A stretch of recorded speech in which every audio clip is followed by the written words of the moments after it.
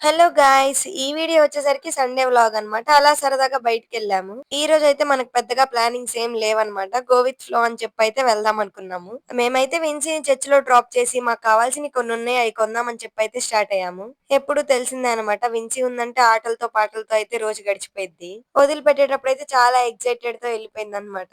తర్వాతయితే ఎండ చాలా ఎక్కువగా ఉందని చెప్పి నేను, అక్క జీవన్ బేకరీకైతే వెళ్ళాము. అక్కడ మాక్సిమం ఒక హాఫ్ ఎన్ అవర్ దాకా అయితే కూర్చొని ముచ్చట్లు చెప్పుకున్నాము. ఇంకా 2 వీల్ ఐస్ క్రీమ్స్ అయితే తీసుకున్నాము.